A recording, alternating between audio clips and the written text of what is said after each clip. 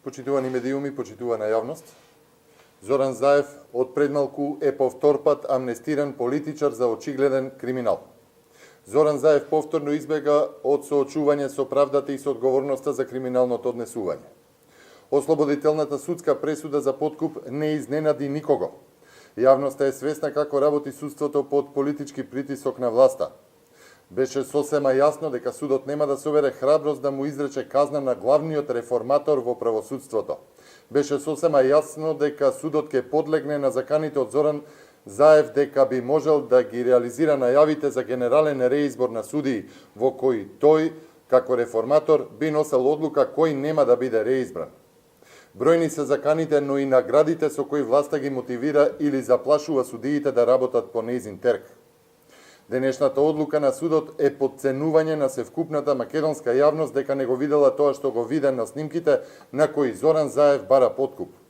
Денешната одлука на судот е подценување на секој граѓанин кој го слушна сведочењето на оштетениот бизнисмен кој под заклетва тврдеше дека Зоран Заев во својство на градоначалник му барал подкуп за секој квадратен метар земјиште и тоа по 1 евро за црквата, 1 евро за партијата и 1 евро за вице.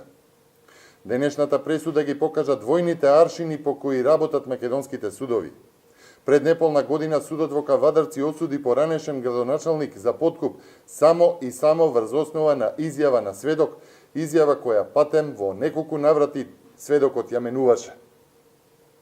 Разликата меѓу двата процеси е во тоа што тука му се суди на лидерот на СДСМ, а во Кавадарци се судеше на функционер на ВМРО ДПМНЕ. Почитувани, ВМРО ДПМНЕ веќе кажа дека судските процеси се со веќе познат исход. Пресудите се склопуваат од страна на криминалниот картел на власт. Не беше потребна голема анализа за да се предвиди каква ќе биде пресудата.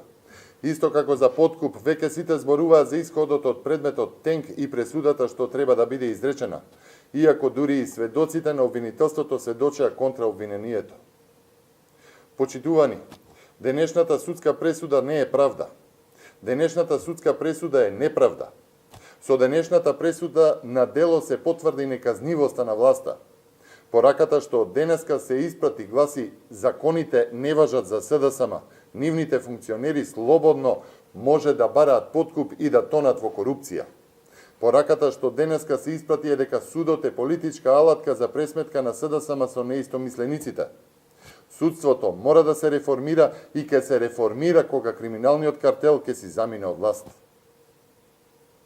Ви благодарам.